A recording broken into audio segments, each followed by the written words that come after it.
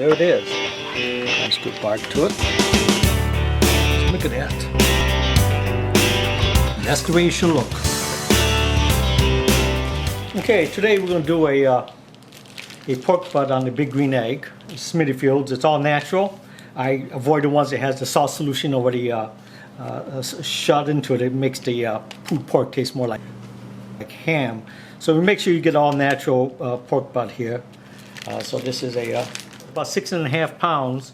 So it's probably going to take about 14-15 hours, maybe more. Each pork shoulder takes different time, so you cannot go by time, you got to go by temperature. So we got the big green egg starting up right now, so we'll take this thing out and we'll start seasoning it up. I realized that we've had the big green egg since about 2008. I don't think I ever shot a video on it, so this would be a good time to do it during this 4th of July holiday.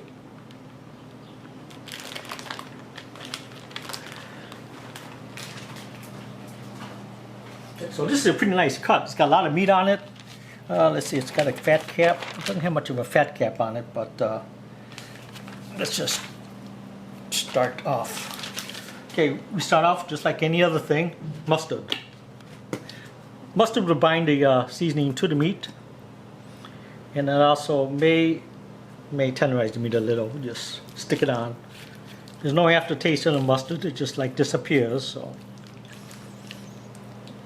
Okay. Yeah, when I first started, I always thought that maybe you're gonna have a mustard taste, but people at the forums told me, nah, don't worry about it. So they were pretty much right. So we'll get mustard on it all over the place. So after the mustard's done, what I'm gonna use chef blend spices. I like them. They're out of Chicago. This is the pork rub. So we'll start off with the pork rub.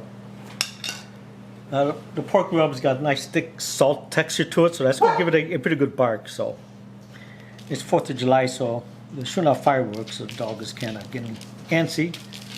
But be generous on this. I mean, this is a pretty thick piece of roast here. So as you're cooking it, so I make sure I got all 4 sides done.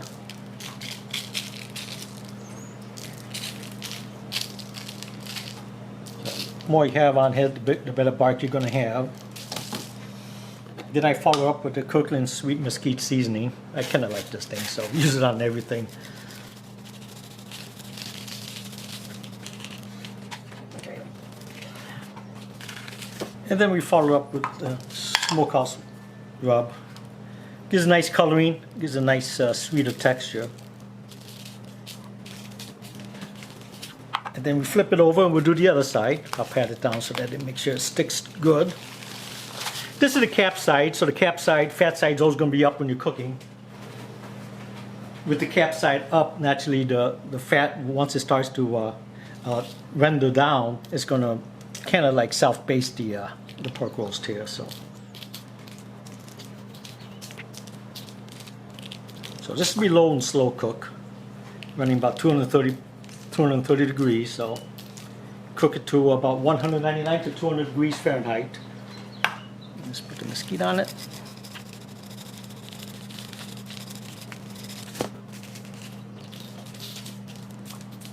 Okay, so we'll transfer this out to the big green egg once it gets set up, and we'll get this thing start smoking. Okay, we got the roasting rack. I sprayed it down with cooking spray. We stuck the probe in it. Naturally, you saw me do that.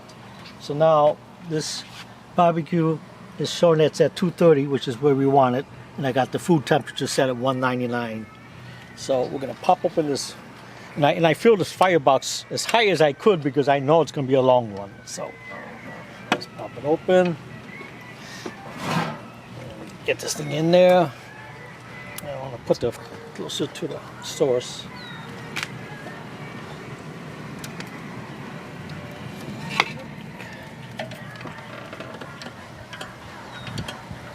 Make sure all these things come out away from the fire. Okay. I'll take it off here, it's easier. Food one. Tells me the food is at 85 degrees right now.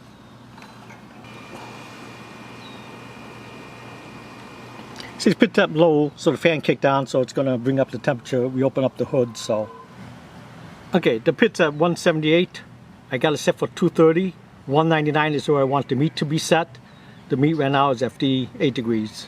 So it's going to take a while for it to cook. Like I said, I'm looking about 16 hours. So right now it's about 5 o'clock in the evening. So we'll check on it before I go to sleep. This is the barbecue grill, and with the fan, digitally controlled fan system, you don't have to really worry about the fire going out on you. So we'll check back on it before I go to sleep and make sure everything's good. It hasn't failed me yet, and I've made hundreds of cooks on a big green egg. I'm just surprised that I haven't done a video yet, but we'll take a look at the outcome tomorrow evening. Okay, it's been about 5 hours. You can see we're sitting about 158 degrees. The pit is at 231. So what's happening at this point in time is what we call plateauing out. That means the meat has cooked to a point where the fat is going to start, the muscle tissues and the hard fat that's inside the pork shoulder is going to start to break down at this point in time. Now, during that breakdown process, the cooking is going to actually stall out because it's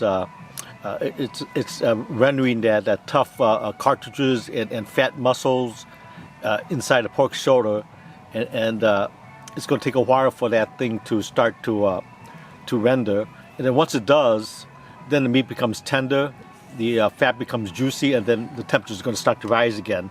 But actually, the temperature, that's what we call plateauing, and that may take 4, 5, 6 hours to plateau, and then slowly you'll start rising again. So, but this is at about 5 hours in, and I'm going to just let it go overnight, and when I wake up in the morning, we'll take another shot and maybe even pop the hood and see what it looks like. I don't want to pop the hood at this time and drop that temperature any further. We'll see you in the morning.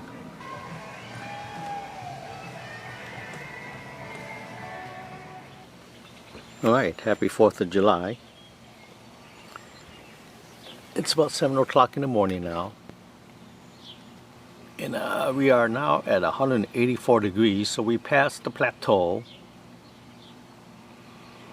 We're 14 hours in, and we got about 15 degrees to go. You can see we're still holding at 228 degrees. I hear the fan just kicking on now and then, trying to bring it up back to 230, so it holds the temperature pretty good. And we're probably looking at another 3 hours. So we'll check back about 10 o'clock. Then once it hits 200 degrees, we'll take it out of the big green egg, and what we'll do is that we'll wrap it up and insulate it and let the roast rest a bit. But I think, let's take a look at it. We're 14 hours in, so we should be pretty good. And it's looking pretty good.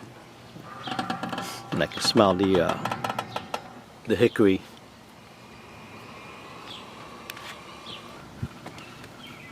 Okay, we can see the pulled pork's done. It's about 1 o'clock. So we had 5 o'clock yesterday. So it took pretty much what I thought it was going to take. So let's pull it out now.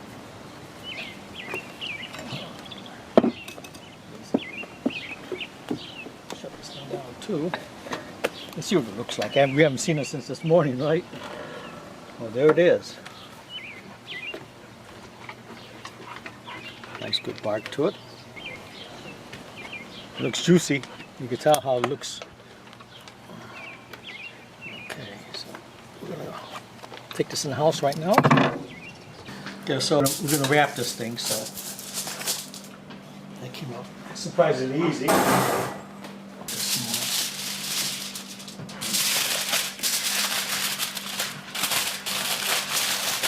It's hot. Remember, it's about 200 degrees, so.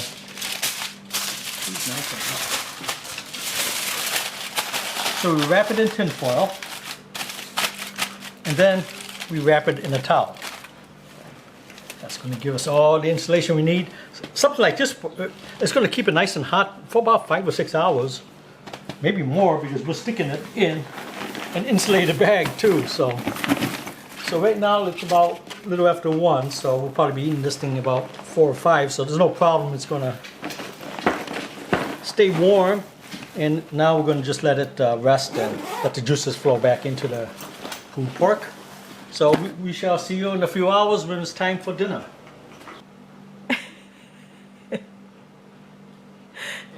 We're gonna take out the pulled pork. It took from 5 o'clock to 1 o'clock, so we'll probably look at 12, 17, 18, 19, 20 hours. So this was a little tougher one. It took 20 hours to get this thing up to past 200 degrees. So we're unwrapping it now. It's too warm, it's too hot and fat.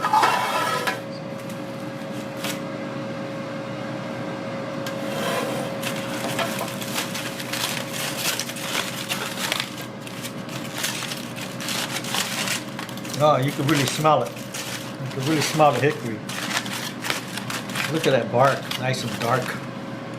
Nice and dark brown. So what I'm gonna do is take it out.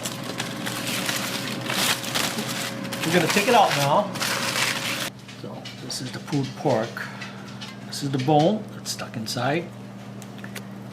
So we gotta pull the bone out first. Bone's out.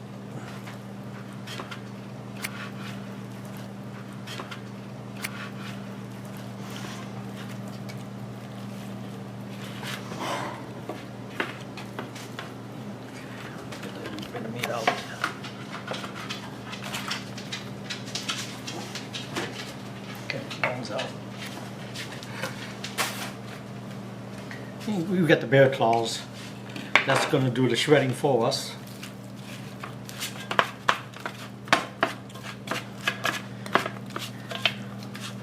These are super sharp, by the way, so you got to be careful.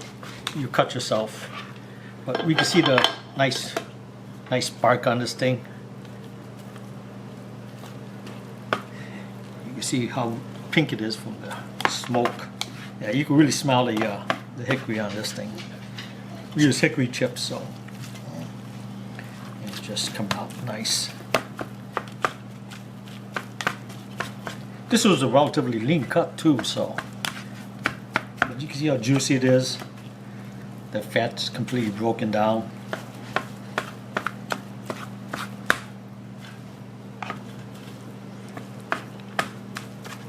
Oh, shred it, don't chop it, you know. Now, you'd be surprised how much this roast is going to make. It's going to make a lot of sandwiches. Look at that.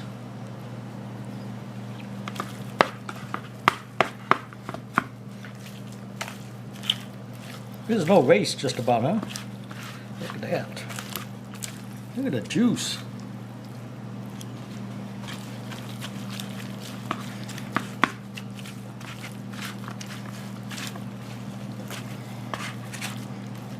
Look at that bark. Wow.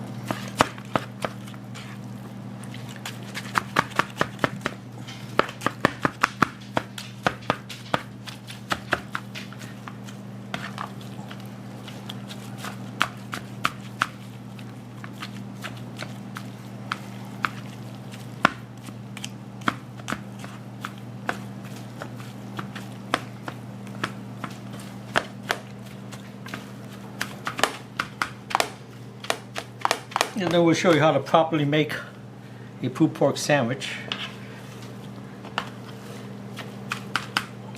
A lot of pulled pork here. Naturally, we're not going to be able to eat all this thing, so we'll show you how to save it for eating it later without killing the flavor.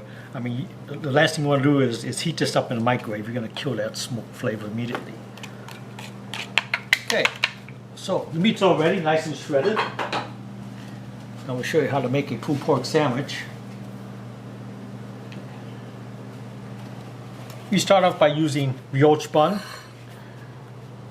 This is made by Toronto, which is a big bakery that supplies fast food restaurants around by us.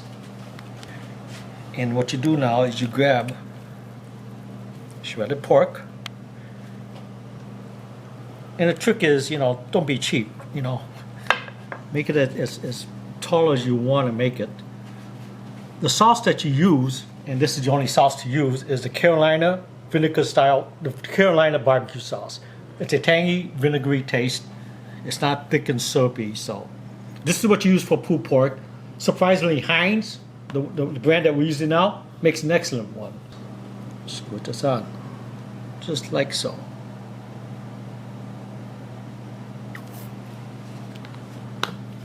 Next, what you use is creamy coleslaw, like this. Just stick it on top, like so. Just put your bun on it, and that's the way it should look. Now what I'll do, we'll grab some French fries I just made.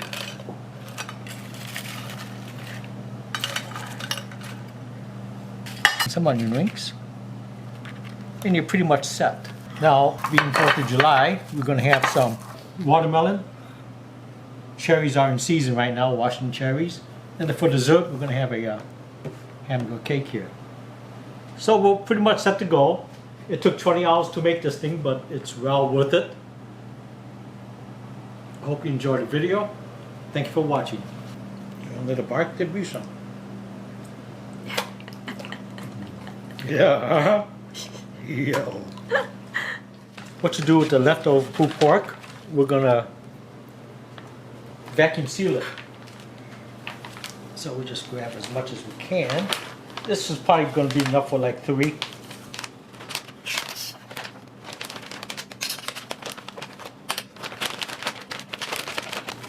Put it in our machine.